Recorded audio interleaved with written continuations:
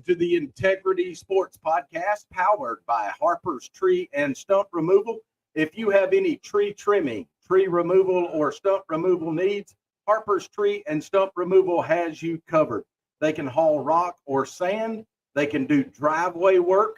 They can even do horizontal grinding of large wood debris piles. Give Keith a call at 229-314-2048 or at 229-938-2412. Harper's Tree and Stump Removal is proud to be the premier sponsor of the Integrity Sports Podcast. Welcome to the Integrity Sports Podcast, covering local sports in the Southwest Georgia area, creating content that is factual, positive, and informative, promoting efforts by athletes, coaches, and sports administrators. Now, here's your host, Tim Estes. We are live at the Roman Oven Pizzeria on Forsyth Street here in Americus. Want to encourage you to come by and have supper with us, and let's talk a little Southwest Georgia high school football. Scott Westbrook will join me in just a little bit. Coach Darren Alford, the head football coach at Sly County, was eating supper here tonight and was kind enough to stay and be a part of this. Darren, we are going to break down your upcoming game a little later, but first of all, I want to get from you, so far the season looks like it's gone well, but we're on the outside looking in. Tell us a little bit about your team. We have a great football team this year. They work hard. We work together. We talk about team all the time, and all our guys love to be together, and they're always, it's not just at football practice, but it's at school, away from school. These kids are always doing things with each other, just developing community and developing team. I'm excited about them. I'm excited about, their leadership and the things that they do, throughout the week. They come to practice as professionals. They do their work. They do what they're supposed to do, and they get the business done, and it makes it easy to coach these guys. Coach, we're not going to keep you very long today. I know Thursday nights are usually y'all's night where you get to spend some time with your family. Glad to see your wife, Jenny, here tonight. But, Coach, a big one tomorrow night. Number 1, Sly County against number 2, Macon County at your place. How do you feel going in? Our preparation this week has been excellent. Almost every practice that we've had, we've done the things that we're supposed to do. It's been quick. Our kids have been running. They got the game plan pretty good. We know the schemes that they're going to do. So it's not going to be one of these things where we're going to be thinking on the field. That's what we try to do every week. I want to make sure those kids know what they're doing. So when they get on the field and the ball snap, they can just go wide open. And that's kind of what I feel about the game. I think we're going to go out. We're going to play hard from the beginning. Of course, Macon's got a great football team. They got good coaches over there too, and they're planning and doing things. But I feel good about where we are, and I'm excited to see if what we've done this week is going to work out Friday night. Coach, we want to wish you the best of luck. Look forward to watching you tomorrow night. Thank you. I appreciate it, Tim. Coach Darren Alford from the Sly County Wildcats. In just a moment, we will have Sumter County Panther quarterback Anthony Tyson will come on this set and join us. I'm going to ask our co-host, Scott Westbrook, to come in and join us now. Again, we are live at the Roman Oven Pizzeria. Come by and see us. Scott, we're getting ready to enter week 6 of the high school football season. That's officially the midpoint. So everybody's kind of at that mid part of the season, and we know a good bit now about the teams in our area. We do, Tim. I tell you, man, I mean, you bear with me tonight. I'm fighting a cold. I looked up my symptoms in WebMD, and it said it was either just a head cold or tuberculosis. So yeah. I hope don't you don't touch me. I hope I ain't gonna touch you. But yes, we've said that all as the season progresses. We're going to see some teams, and we've had some surprises this year. So we'll get into that in just a minute. Scott, we had 3 good games last week in our area. Sumter County with a huge win over the north side of Columbus team. Southland Academy dropped a tough loss to Southwest Georgia Academy, and Sly County with a blowout win over Central of Talbotton. Yes, sir. I mean, Sumter County being one of the biggest surprises in the state this year. You and I both get that daily report, that Georgia High School daily report, and they have cited them several times in there of really kind of separating themselves, and we'll address a little bit more later on. But yeah, Coach Will Rogers and the team are gelling nicely and starting to peak, it looks like, and hopefully that'll carry them the rest of the season. Good to see Sumter County with back-to-back wins, hoping they can continue that this week.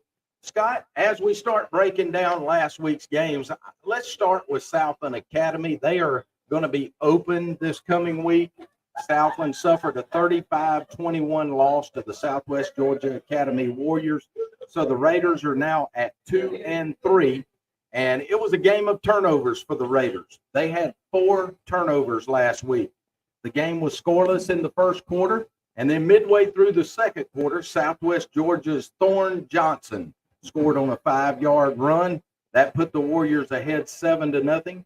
On the Raiders' next possession, they tried a halfback pass, but Trey Sellers' pass was picked off by Brody Infinger, and it was returned for a touchdown. So quickly, Southwest Georgia had a 14-0 lead.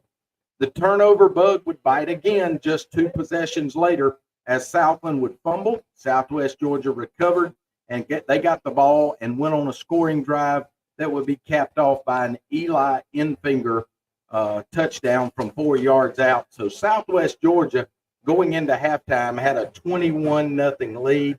That's tough to overcome. It is, especially when you're not a team that's used to coming back and don't have really necessarily a quick strike offense. It makes it increasingly more difficult. On the first possession of the second half, Southland quarterback Banks Simmons would score on the quarterback keeper from 10 yards out. Cooper Boren's PAT was good, and Southland trailed 21-7. After another Southwest Georgia turnover, Southland marched right back down the field, and Simmons found Trey Sellers on a 37-yard touchdown strike. Southland would cut the lead to 21-14. Just when you think the Raiders are getting back into the game, Scott, the freshman running back that you and I talked about last week, Colt Williams, broke a 50-yard touchdown run for the Warriors, and that would stretch the lead back out to 14. It didn't take long for Southland to answer back when sophomore wide receiver Mac McMichael returned a kickoff 90 yards for a touchdown. Congratulations to Mac McMichael. And immediately the Raiders were back in it at 28-21. But Williams wasn't done yet. He scored again from 1 yard out on their next drive to make it 35-21. He also intercepted a Southland pass to seal the game. As we mentioned, Southland Academy going to be open this week. Hopefully, this will allow some of their guys along the offensive and defensive lines that have been banged up to get healed up. And then they'll play September 29th when they host Terrell Academy, who going into this weekend is 3-0. So Southland an open week, a chance to heal up, but boy, they got a tough one coming up. They do, and all the numbers that you read out. I mean, it was a game that Southland was a little late scoring, and it was kind of hard to come back, especially whenever Southwest Georgia Academy continued to add to the lead. Anytime they were going to get some catch up, they just added another touchdown. But what numbers don't show, but what you and I know, and anybody that has been following Southland, is they've got some key injuries in some spots. And anytime you have some key injuries, it makes you more susceptible to the turnover, especially if it's on your offensive and defensive line. It's some of that's any small football program is going to have a first string and then a second string. Any program is going to have that. But what differs these small football programs than say like a Grayson or somewhere like that, they may, even though if a D1 offensive lineman goes down, there's a D1 prospect waiting in the wings to step in a spot. Right. So, and that doesn't happen much in these South Georgia and these rural area, small private and public schools. Today's show is also brought to you in part by Marty McDonald State Farm Insurance. Marty's located at 925 Martin Luther King Jr. Boulevard here in Americus. You can reach them at 928-3686. Get in touch with Marty or any of his staff to discuss your insurance needs. They can also do the discount double check for you and make sure you're receiving all of the savings that are available to you. Also want to throw some kudos out to Marty McDonald. He has started a new program where each week he is taking T-shirts and footballs and presenting a player of the week, a State Farm player of the week at Southland Academy, at Sumter County, and at Sly County. So go by and see Marty McDonald. And like a good neighbor, State Farm is there. That gets us for Southland Academy, and they'll be open next week. We'll now move to the Sumter County High School Panthers. And Scott, we're going to let Anthony Tyson come in. Let me give you just a brief rundown of last week. The Panthers of Sumter County defeated Northside of Columbus 23-7. That puts Sumter County's current record at 2 wins and 2 losses.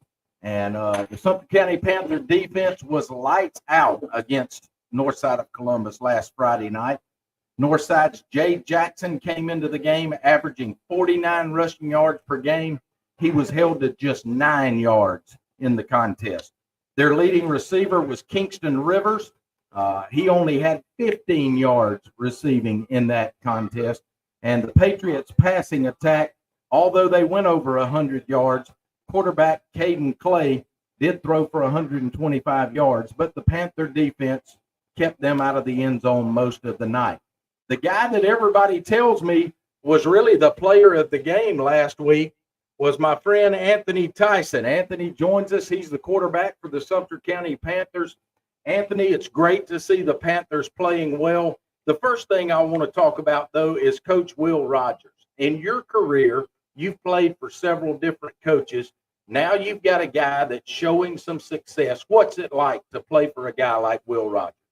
I mean, feel good. Like, he came in telling us what the mission was gonna be, and we came in. We just had to start buying in immediately from the weight room, from the classroom to the weight room to the field. It's more than football. He make it like more like he carried on to life as well. So like he just making sure we doing the right thing in the hallway, make sure we treat our family well, our parent well. He just like being another father to the game. That's all. Anthony, you've had to play a lot of positions in your time with the Sumter County Panthers. Now you're in that premier position. You're the quarterback. There's a lot of pressure on a high school quarterback at any level. Tell me a little bit about what it's like to be that guy that every week folks are looking to you for leadership. I mean, it all starts at practice. You just got to make sure everybody on their P's and Q's knowing what they're supposed to be, knowing what they're supposed to do. You got to tell them, echo the call. You really got to be the point guard of the game, like making sure your lineman right, your running back right, and make sure they alignment right, make sure they lined up. We're in the right formation, making sure we get the ball snapped in time. They gotta be the point guard. They gotta be the facilitator of the whole team. Really, they gotta be the captain. Anthony, another thing I want to talk about with you is culture. Sumter County, formerly America's High School at one time, and then combining with Sumter, a big, strong football tradition.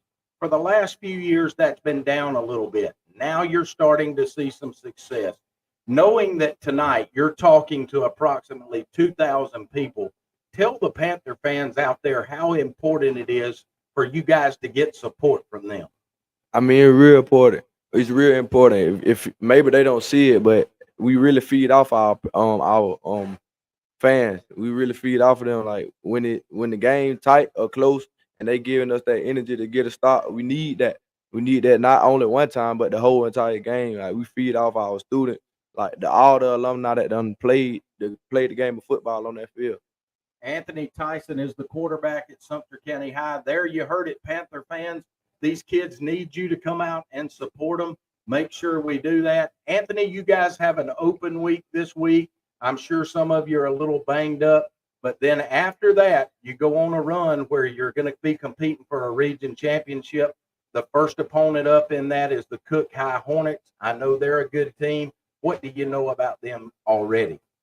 I feel like defensively we got a high possibility of shutting them out. Offensively, if we execute right, we'll be able to score some points. It'll be a dog fight. They ain't a dirt team. They're a pretty good team as far as when it comes to skills and when it comes to their bigs too. They're not bad. We just got to come up. We just got to show up and play, execute.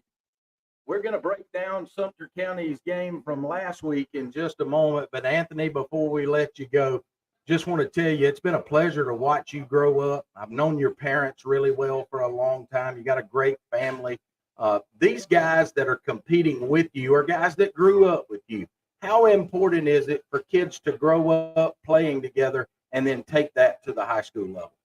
I mean, that's very important. I mean, some of the guys I'm playing with now, we started since flag football. That means our chemistry is at a high level.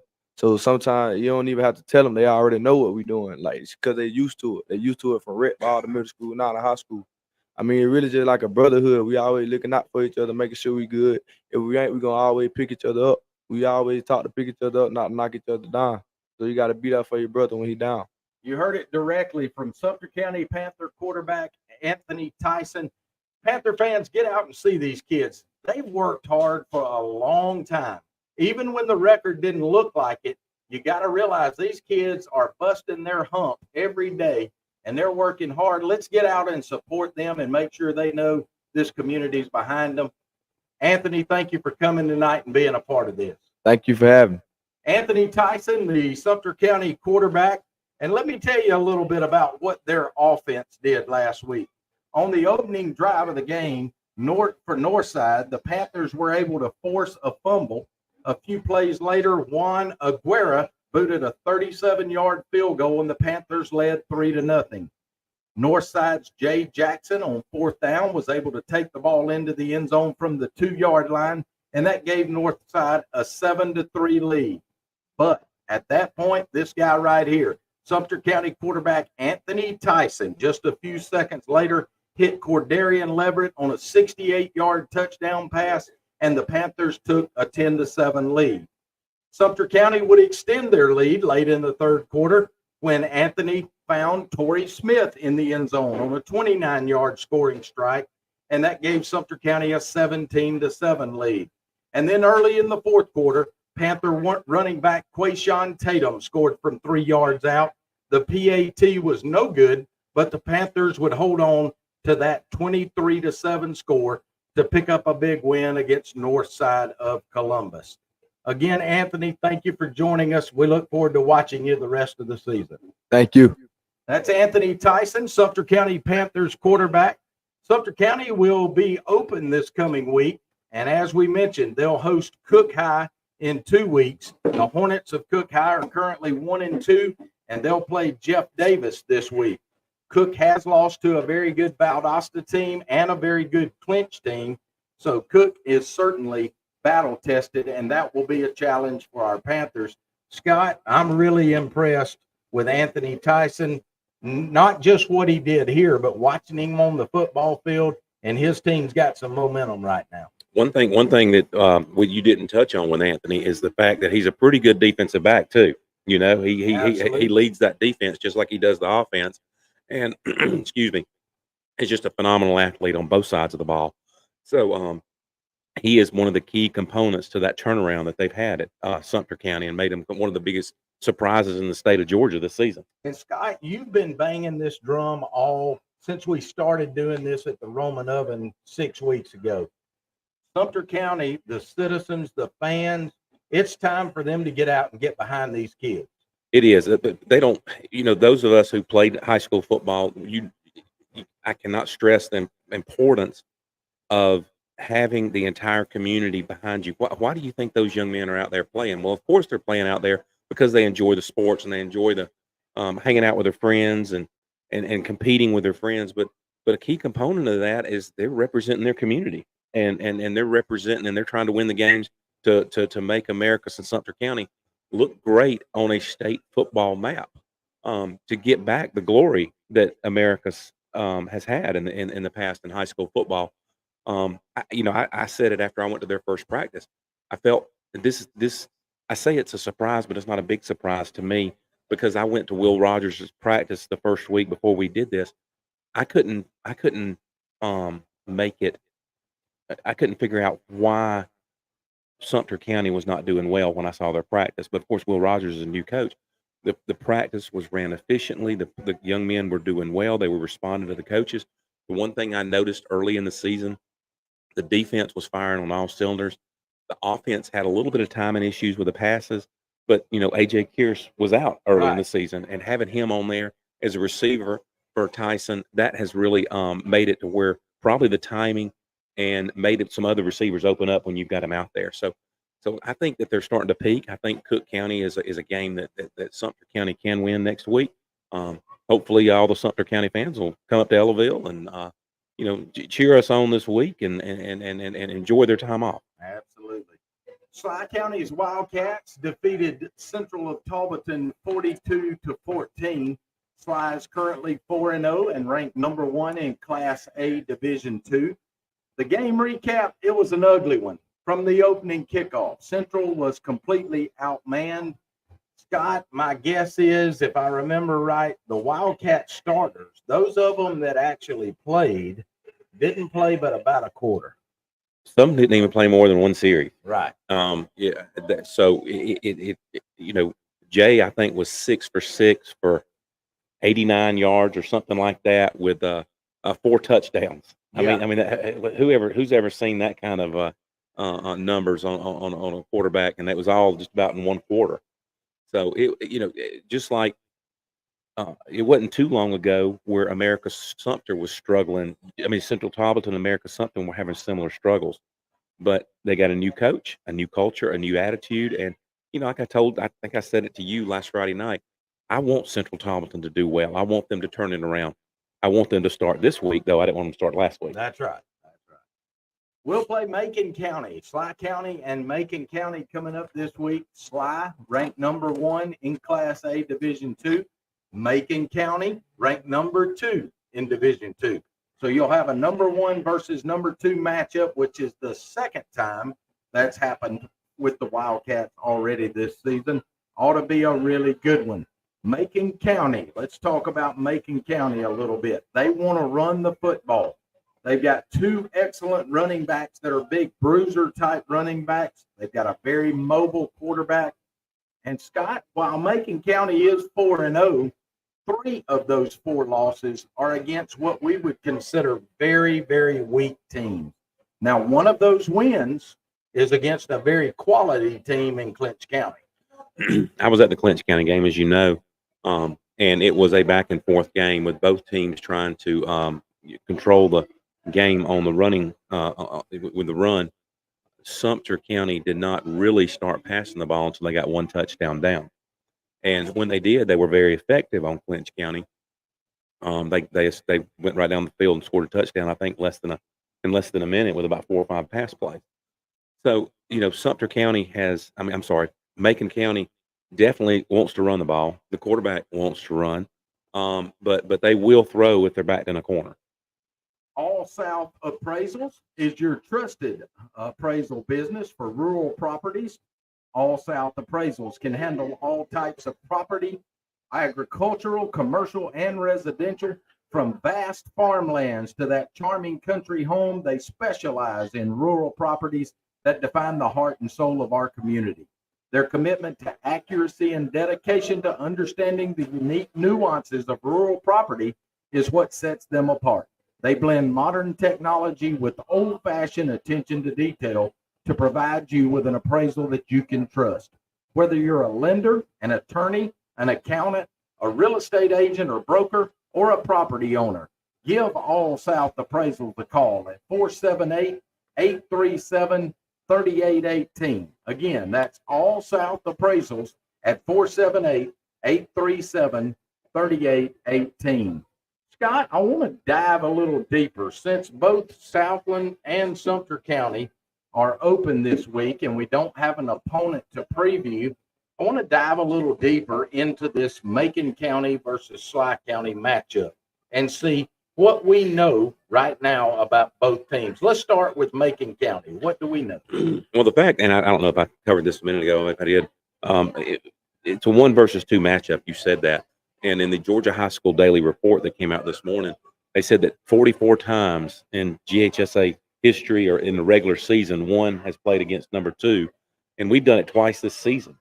So with a chance that we could do that again. We could. We're gonna let's fillet this fish first, and then we'll look to that later on. But let me say some things that stand out to me in Macon County. The quarterback, he's a quarterback and the free safety. Brian Harris, number 7. He's in his senior year, and this is something else.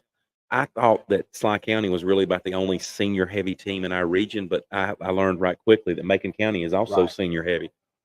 Brian Harris is in his senior year. Offensively, he's 27 for 39, 477 yards, averaging 119 yards passing per game, which is respectable. 43 for 122 on rushing. So he will tuck the ball and run. So he's averaging about 31 yards a game coming out of the backfield. Defensively, 12 tackles, 9 solo, 3 assists, and 1 interception. So he got 12-yard return on that interception. What jumps out to me about that is Sly County's quarterback has the luxury of not having to play defense. Right. And will that fatigue show up tomorrow night? Will having a fresh Jay Kanazawa in the third and fourth quarter, as opposed to Brian Harris having to sit there and run the offense and the defense, and will that show up? I think that's something we need to watch for tomorrow night.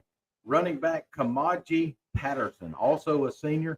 Scotty's carried the ball 35 times for 262 yards. He's averaging 66 yards a game. He's a load to handle. He is. He is the bowling ball that'll bust through there. They've got, even though they live and die by the run, it's still a high octane offense, and they have a very stingy defense. And Scott, you've seen these guys before. What I'm hearing on them and what I see on the film that I've been able to watch, they don't just have that quarterback that can run, and they don't just have Patterson that can run. They really feature a 3-back system, all of whom have had a lot of success so far. And different skill set too. Like number 4, he's a sophomore. He's the only one, as far as we've got that are impact players, that's not a senior from Macon County. The guy you're talking about is Tyler Stevens, number 4. He's a sophomore. My notes tell me he's carried it 33 times for 197 yards. That's a 49-yard per game average. Yeah, I really would. After seeing him with Clinch County, I would think he would have a stronger average than that. I don't know what's going on with that, but he's one that'll get on open field. He'll be tough to catch. The one thing I've seen from Macon County that I think we have a real advantage on, they really only have one receiver that they target. They will throw it to the backs out of the backfield a little bit, but that one receiver, Amari Shelley, has 7 receptions for 161 yards. That's 40 yards per game. Right, and he's the one that carries the load on the receiving core for him. I suspect that he'll get a full dose of Jalewis Solomon on some man coverage, and we'll just see what kind of receiver he really is. On defense, Macon County probably has 3 guys that we need to focus on if you're a Sly County fan. Let's start up front, Scott. Their senior nose guard, number 57, Dontrell Hudson. He's got 22 tackles. He's like you said, he's a senior. He's a nose guard. He and the outside linebacker, number 8, Ray Mobley. He's got 22 tackles, and the middle linebacker, number 21, Amarion Allen, is also a senior with 19 tackles and 1 sack. Those are your 3 key players to watch on defense.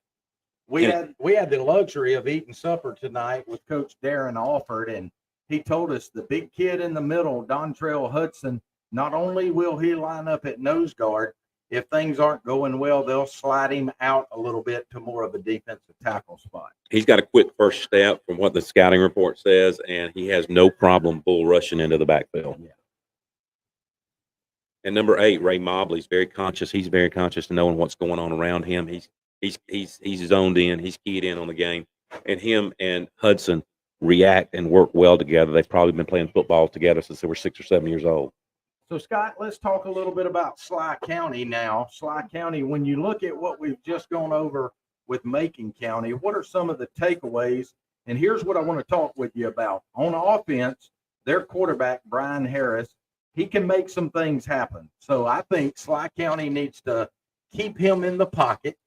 And when that pocket collapses, the interior linemen, the inside linebackers, all of those guys need to make sure those holes are plugged up so that he doesn't scramble out. Exactly. He'll be looking for an opening, looking for some green grass in front of him. So go ahead. And if you look at what are the deep balls he's thrown? He hasn't thrown many deep balls this year. In fact, their longest completion has been 40 yards, and that's only 1 time. And probably a lot of those were yards after catch. Yeah. I mean, I know against Clinch County, he stayed towards the middle of the field on that drive with his passes. He didn't really throw a lot to the sideline. He didn't get too far outside the hash mark. So probably, and realistically, he's throwing a 15 to 20 yard pass at the most, and all the rest of it's yards after catch. They like to run the football between the tackles with those Bruise brothers. That's Stevens and Felder. These guys are not what you'd consider real quick backs, but they can bounce it outside a little bit. They'll bruise you up on the interior. Scott Patterson, that guy we talked about, is their only speed back, and he's the one that likes to get outside and make it a foot race. Coach Copeland is he's gonna have some tricks up his sleeve tomorrow night, no doubt. He always wins, no matter where he is, whether he's at Macon County or Twiggs County. The secret, just like it is every week with Sly County, score early, score quick, get the team that, especially a running team, force them to do something they're not comfortable doing, and make them come from behind. Yeah. So what does Sly County need to do defensively to give Macon County's offense problems? Well, obviously, rush, contain. Don't give the quarterback any open ground. Pay attention to the running backs. Have a similar stand like we did against Johnson County last year when we played a strong running team then and shut them down.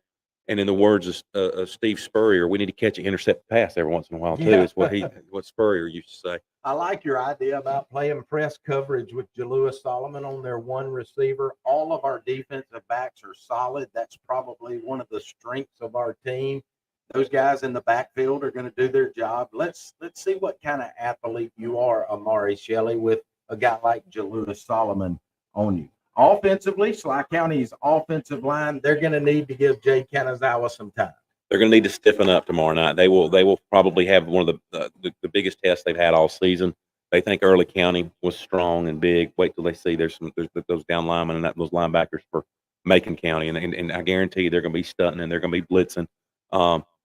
That's nothing new to Jay Kanazawa. He's a 3-year starter. Got a lot of played a lot his freshman year. Whenever the Long boy got hurt, I get him mixed. Ding Long son. I get they're twins and I get them mixed up, but you're not going to rattle a 4-year a senior who's got as many. So Jay should be able to do that. I just beg the offensive line, give him time, make sure the running back, whoever the running back is back there, a lot of times whenever and somebody shared this with us earlier, a lot of times when somebody gets through and gets to the quarterback, it's not the line that gave him up, it's the running back that didn't get the block coming through there. So make sure the running back, whoever's back there, is cognizant and picks up that rusher. One Digital is the steward of business growth and personal development. Their insurance, financial services, and HR platforms provide personalized, tech-enabled solutions for a contemporary work-life experience. One Digital resolves real problems for your business and employees by fusing together customized solutions that address employee benefits, HR, and financial services.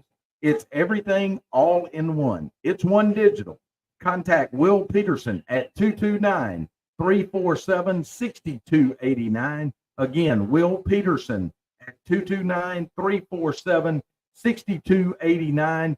One Digital is proud to be a sponsor of the Integrity Sports Podcast. Scott, we have a few other games in our area that we'll mention quickly.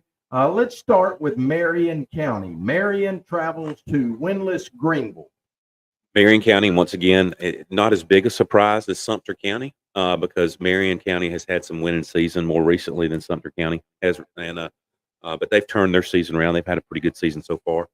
They're facing hapless Greenville, who's 0-4, and I think that's a pretty easy prediction right there. I didn't even look to see what the point spread was on these earlier today. I didn't either. But whatever it wants to be is whatever Marion County wants to be is what's going to be.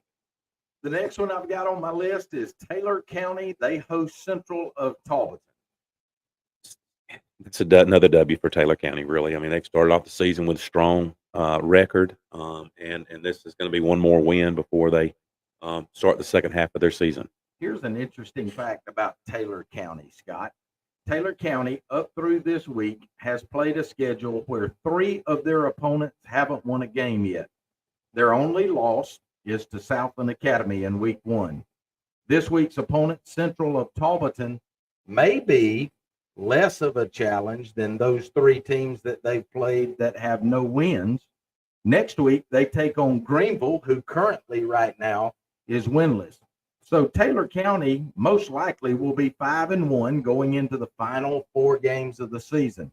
But when you look at the schedule, Scott, the last 4 games of the season, they're going to have to play Sly, Marion, Macon County, and Manchester. That's 3 of the top 4 teams in the Class A Division II classification. And they'll have to do that back to back to back to back. And that'll tell us whether Taylor County can even be a playoff contender. Last week we started our game at 6:30. For some odd reason, not that I'm complaining, a running clock started about midway through the second quarter. Right.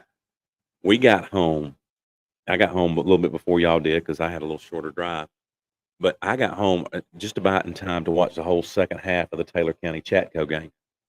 Now, Chatco has got a Philistine playing for them. He's about 6'5", and he is a monster playing center. And I forget, they probably have him in nose guard where they had him. But Chatco has not done well this season, but they're not a bad team.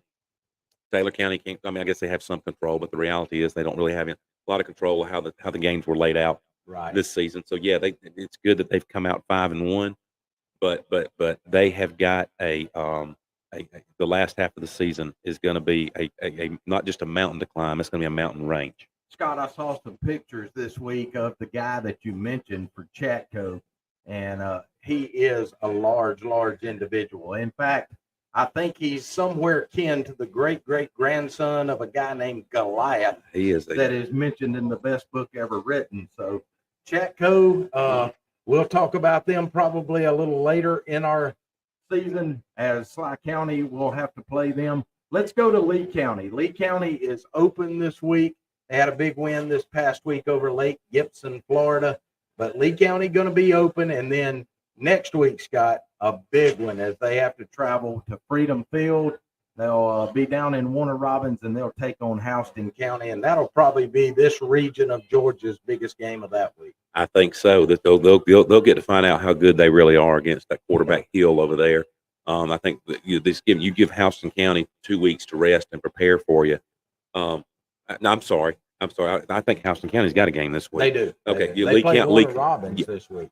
That's right. So that even benefits Lee County even more. I'm sure the Lee County coaching staff will be at that game tomorrow night, and we'll see.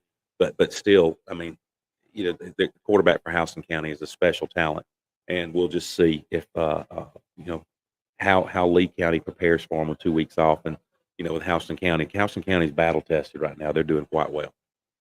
The 2 teams that Sumter County has beaten this year, Crisp County and North Side of Columbus, will play. Crisp will be the host of that game.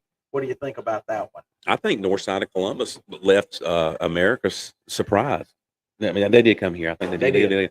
They left surprised the other night because I don't think anybody gave Sumter County a chance against them. I think they'll be looking for a little bit of blood, a little bit of vengeance this week, and I hate that Crisp County is going to be on the receiving end of that. And finally, Deerfield Windsor, they're at 1-3 right now. They travel to 3-0 Terrell Academy. I think that's not a very far drive for Deerfield Windsor to go to Dawson, but I think Terrell County, their 3-0 record is well deserved and a good reflection of the talent level they have there and the team that they're fielding this year. It's time for the Booger Bottom wrap up, brought to you by the Booger Bottom Yacht Club. They've been voted numerous times as the best burger in Sumter County. They're also located on the banks of Lake Blackshear, just off Lamar Road. Go by and see Miss Sue, Rick, Russ, and Renee, and any of their fine staff there at Booger Bottom, and let them wrap you up with some of the best burgers in Sumter County. I think we've got a few folks that have checked in. I see where George Torbett has checked in on the podcast. Yeah, George just texted me. I had to reply to him. So let's see. Billy, I got to hear from Billy and Wendy Tilley, a friend of mine from high school. We used to skip school and go. She was Wendy Brown then, but we used to skip school and go to her place up on Lake Lanier back in high school. So she said, Scott's telling all his secrets that's here right. tonight. That's right. We will have to travel south. Yeah, please come down. I tell you, tomorrow night, and then there'll be another game before the end of the season. But definitely tomorrow night will be a great game to attend. It's probably going to, other than the playoff games, it's probably going to be, I would think regular season, I wouldn't think there'd be a bigger crowd at a Sly County football game just because it's a perfect storm in that Southland and Americus are both off also. I think you're right. So, George Torbert, thanks for joining us. Billy Goodman, Wendy Tilley, we appreciate you being a part of this show through the live cast. You can always chime in, and we'll try to get to you as well. Scott, it's time for us to pick, and not much to pick this week with two of our local teams having open dates. But Sly County hosts Macon County, number 1 versus number 2 in Class A Division II. What do you have? I'm going to go with Sly County. I mean, Sly County beat them last year, 28-7. You've got a lot of just about all the core players that Sly and Macon County had last year are back. They're all a year older. And take into the fact that we're also going to be playing in Ellaville tomorrow night, as opposed to last year we were in Montezuma. So I think that everything, all the planets are lining up for Sly County to have a win tomorrow night. I want to just make sure our players and coaches get it. Get it. I know the coaches are going to be ready. I just make sure our players are. I'm also going to go with Sly County, and I'm not sure it's going to be as close as a lot of folks are calling it. Yes, Macon County is a very good team. Sly County, I think, is really special this year. As Scott mentioned, 28-7, I think, was the final score last year. Right. 20-something to 7. I remember that. With the same core players, and Scott, you said exactly what I had in my notes. I think Sly County wins this. I'm going to call it by 2 touchdowns. Good luck to Sly County. Scott, I also want to talk about Sumter County. They're in Region 1, Class 2A. And everybody in the region, as I looked at their region standings this week, everybody has at least 2 losses. That includes Fitzgerald, who has been a perennial power. This region is wide open, and I think the Panthers have a real shot at a playoff berth this year. Not only a playoff berth, what if they win region? What if Sumter, if Sumter County wins region? They need to give Coach Will Rogers the key to the city. I agree. I mean, to turn that program around. The coaches have bought in, the players have bought in. We just now need the community to buy in and start showing up to these games and cheering on these young men and these coaches. Southland Academy is in District 3, Class AAA of the GIAA. If you look at their district standings, you have Valwood and Terrell Academy that are both 3-0. All of the other teams in this district either have 2, 3, or 4 losses. So Southland's season still with a lot of promise. They are. You know, if they can just get those injuries behind them. I mean, you know, the pendulum can swing back as quickly on Valwood and Terrell Academy, because it's not like they've got a lot of depth either. Right. You know, if they a couple of key injuries here and there, and their perfect records are in jeopardy. So I think that you know, Southland, if they could just get those in, I mean, you can't speed along healing as much as you'd like to. So I know Coach Murray would love to, but I know he's not going to make excuses. But you and I know the truth of what's going on over there with the injuries, and it's tough to replace some of these linemen that are down right now. Absolutely.